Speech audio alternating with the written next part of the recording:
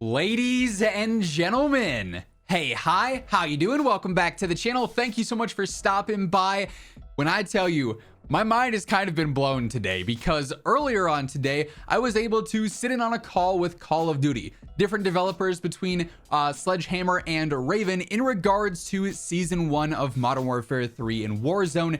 And when I say the transparency and the amount of details that we have to go over today, it is utterly absurd. There are so many Warzone gameplay updates, significant changes, small but impactful changes, everything in between that was revealed today. So as we get into all the details, if you enjoy the video, do me a favor, drop a like on it. It would be seriously appreciated. It seriously does help grow the channel. And if you're new here, you want to guarantee that every single day you are up to date with all things going on between MW3 and Warzone. Be sure to hit that subscribe button right now. Only about 50% of viewers watching are subscribed. So if that's you, let's change that. Be sure to turn on those post notifications as well so that you never miss a video. But yeah, like I said, huge shout out, huge thank you to Activision and Call of Duty for letting me sit in on this call because we got so many details that before this call today were not known. Now, I do want to briefly recap some multiplayer and some zombie stuff here because this is a lot smaller in terms of just the amount of changes, but also the overall focus here. But we did learn a bit more of additional details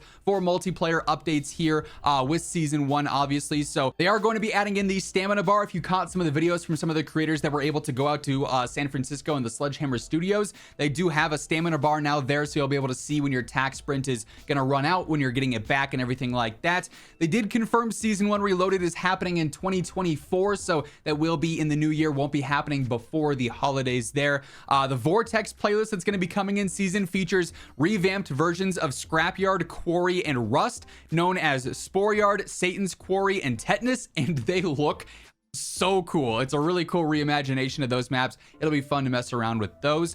There is going to be some weapon tuning for multiplayer, focusing on the SMGs being buffed a little bit and rifles being toned down some.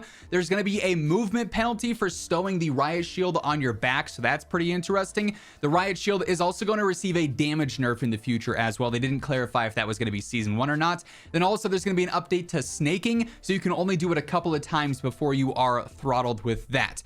As far as zombies goes here, nothing too crazy, but some fun gameplay updates. There's going to be the 4th act updated with Season 1, so you can go inside the Dark Ether. There's going to be new sigils that you can unlock by completing contracts in the High Threat. You use those to unlock the rifts, and then there are harder difficulty options with the Elder sigils available. Those can be extracted and brought back to the main menu. There's going to be the new VR11 Wonder Weapon. It turns zombies into mercs. It turns mercs into brain rots. It also gives players a buff when you get shot with it. There's various new schematics. The dog bone allows you to summon a friendly hellhound. The golden armor plate actually regenerates your armor over time. Then the ether dagger, or the ether knife, is actually like a throwing knife that ricochets between zombies and kills multiple of them at a time, so that's pretty cool. These are classified schematics available with the hardest version of the rifts there. There's going to be more formidable exfil enemies, so special zombies are going to be available at exfils. They're also updating the crashes and server stability, so that'll be a bit smoother as well. But then we turn our focus to Warzone, and 100% transparent here, I have never typed faster trying to jot down notes from this meeting. Shout out Ted Timmons. Obviously, he's one of the creative directors on Warzone and has been for several years. The man is passionate. I gotta say, absolute beast. And like I said, the level of transparency here and the details that we got is utterly insane. So overall umbrella of Warzone with the MW3 integration, or Warzone Urzikstan, it's going to have 100 players at launch. That is now the confirmed player count. And I know some of you are probably concerned. I'll admit I'm a little bit concerned about that too, but I want to see how it plays because they are well aware of the pacing. They made a whole discussion around pacing here. Yes, it's going to have 100 players, but this is going to be a faster paced version of Warzone with more mid-game engagement emphasis. The map is 20% smaller than Al Mazrah, and there's going to be new circle timings and sizes for faster gameplay, with each match only lasting about 20 minutes as opposed to 25 to 30 potentially on some other maps. The classic minimap and the red dot showing up on unsuppressed weapons means that there's going to be more engagements from red dot chasers. There's a new bounty reward. If you complete a bounty, you get 1 UAV ping, and then obviously you can do the big game bounty for the advanced UAV, so that'll help with movement and engagements as well. There's going to be way more second chance options, so gulag events that give you more gulags, the gulag Gulag packs or tokens, the redeploy packs. All of those will help bring you back into the game more, keeping the lobbies more alive longer. Stability, though, at the end of the day is still the most important thing. They did emphasize that the player count is not always relevant to the server stability, but server stability is a main priority. Obviously, no matter how fun the gameplay is, you can't have fun on it if you can't play the game and it's just lagging and crashing. So server stability is obviously the most important. We are going to have all squad sizes available: solos, duos, trios, and quads, all season long, so that's great. Combat record, this is a big one. The stat update here. The stats are going to be tracking from day one, but we're only going to be able to see certain stats at certain times. So eventually we are going to have all the stats available, but in season 1 we'll only be able to see our battle royale stats on the menu, and then in season 2 we'll be able to see resurgence stats, and then in season 3 we'll be able to see plunder stats. However, from day one, even if you're playing Resurgence and Plunder, those stats are tracking in the back end. So while you won't be able to see those on the menu, all your stats will be tracking this year. They did make a point of emphasis on that, so that's definitely good news there. And stats are fully resetting. So we're going back. It's a new chapter of Warzone, fresh stats, fresh start for everyone with those. So some exciting stuff there. We then get into the list of quality of life updates, QOL updates, and like I said, I have never typed faster, jotting all these down for you. The amount of typos that I'm gonna have to read through here is pretty severe. Ted was spitting, quite literally. So we've got a lot to break down. Like I said, some of these are more significant as I'm looking through this list here. Some are smaller but still impactful. So there is going to be a legendary supply box riff celebration sound now when you go through and open those yet again. The OG loadout icon is now back from Warzone 1, so that's going to be nice and visible there, but not necessarily obnoxious and blocking your view like in Warzone 2. Allied loadout crates now have better highlights. The gas mask is going to be the first option in your UI, so you can quickly put that on or off. You don't have to scramble through your backpack menu to get to the gas mask, so I definitely like that update there. The loadout UI is a carousel, so I'm not exactly sure what that means, but it should be a better update and better UI than what we had within Warzone 2. Gulag entry kits can now actually be stowed in your backpack for teammates. So if you already have one and you find one, you can pick that up and deliver it to your teammate like the UPS guy and make sure that you guys both have those, active there. There's also going to be an increased Gulag entry kit drop rate. So again, sort of promoting the lobby staying alive for longer. The backpack to loadout is an auto equip of various different items. So depending on what you are grabbing, it's going to auto equip certain things there. That should make more seamless transitions between loadout, gathering, and gameplay there. Enemy pings are going to show in kill cams. So now if you are live pinged, you'll be able to know, okay, clearly that guy knew I was coming around that corner there. It's not a case of, why is he, suspiciously pre-aiming that portion of the map? So that'll give you good information in kill cams for sure. One-shot snipers are back, and they said they wanted to have a healthy sniper meta. They didn't specify if certain ammo types were going to be required and necessary for one-shots. They said the patch notes will have more details in sort of a positive way. So that leads me to believe one-shot sniping is going to be more versatile and not mandatory explosive rounds or mandatory this, that, or whatever else. It should be more friendly and healthier overall. So that's going to be definitely very fun to revisit, since the sniper meta was basically non-existent throughout all of Warzone 2.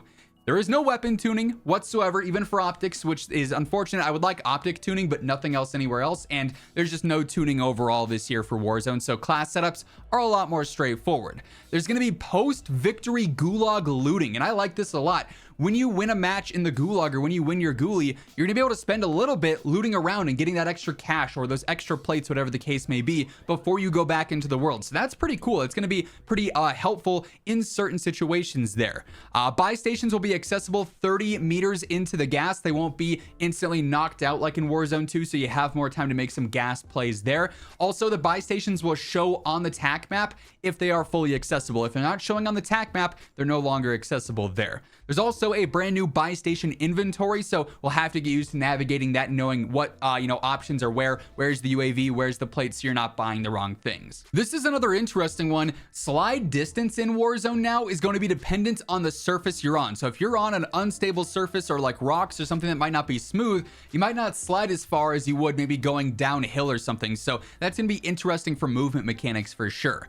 The fire sale event now makes everything 50% off entirely. That's a hard discount there that's going to be applied. The smoke grenade duration's now been nerfed by 20%, so perks like Shrouded, which give you an automatic smoke when you go down, that's going to dissipate quicker than before, so those won't be as overpowered as they were in the past. The ground loot is going to be changing throughout the year. This is a great update. It keeps things fresh. It keeps things unique season to season. You'll be finding new weapons on the ground to pick up and use there, and makes you sort of learn more than what you would initially back at the start of the year, of course. There is going to be some Warzone specific weapon tuning where needed between multiplayer and Warzone. What changes in Warzone won't always change for multiplayer, and vice versa there, and that's definitely needed. You can't have the same tuning for weapons in each mode because they are just so different, so they've already confirmed that right out of the gate.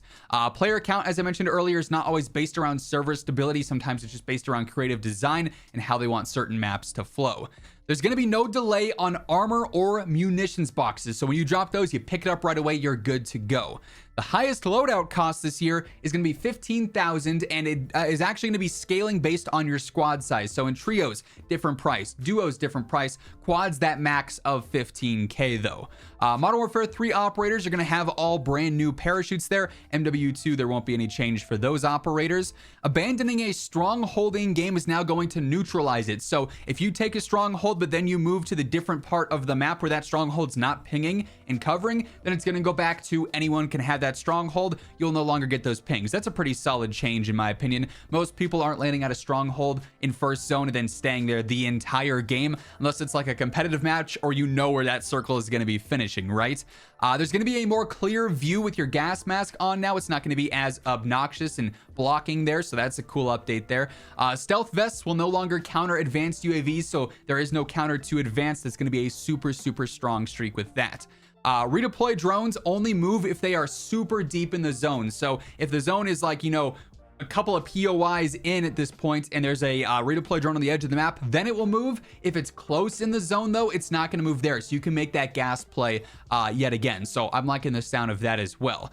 There's going to be less extreme distance on some of those first circles where you're going to have to move a ton or they're way out in the middle of nowhere. Again, positive update there. The low health overlay, when you have like that flashing screen, is not going to be nearly as obnoxious anymore and blocking your view and making it hard to clearly see things. Again, a W update. The spawn protection has been changed from 10 seconds down to 2.5 seconds. So you're going to be able to get fried out of the sky very easily in this. You have to be mindful of that for sure. They've also reduced the slowdown impact when landing, so you're going to go from parachute to sprinting a lot faster. That was a huge quarrel personally with Warzone 2. It took forever to do anything with a parachute. It's a really cool update this time around. There's going to be more contracts now live later in a match, so you'll be able to regain a little bit easier ideally with those. The scavenger contract is back. Very excited for that. That'll help with weapon leveling. Tips video coming soon, by the way.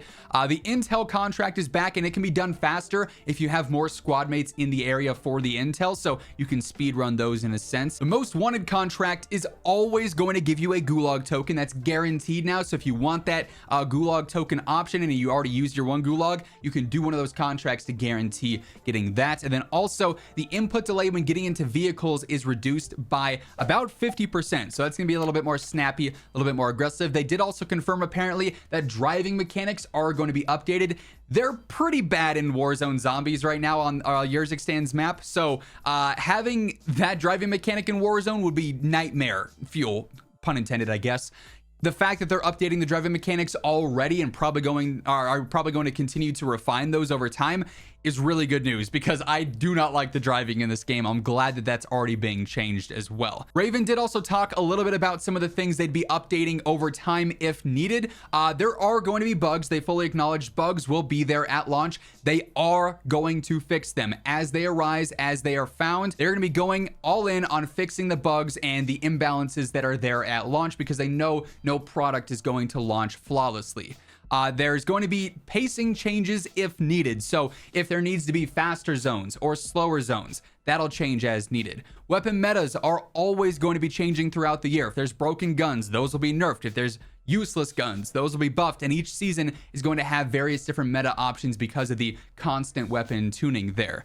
There's going to be various gulag updates with new weapons, new in gulag events, even some map variants. So maybe not new gulags every single season, they said, but new map variants for the gulag over time. So that's exciting there. Having one gulag for all of Warzone 2 was pretty miserable, especially when it was that gulag.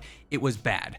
Then lastly, again, they reiterated Fortune's Keep and Rebirth coming in 2024. So many details. Probably, not even probably, it is, undisputed, the most game-changing update for Warzone in its history. MW3 Warzone sounds like it's going to be very fun, very entertaining. I am stoked to get my hands on it and see if all this does translate to gameplay with how good it all sounds. Obviously, in application is always different from in theory. So I will be doing a full in-depth detailed review of Warzone. Obviously, I got you guys covered with the tips, the tricks, the metas, everything like that. So stay tuned for all those future videos. Be sure to hit that subscribe button and turn on those post notifications. And if you enjoyed this one, do me a favor and drop a like on it. But once again, thank you so much for tuning in. And until next time, take it easy. Have an awesome rest of your day. I'll catch you later. Peace out.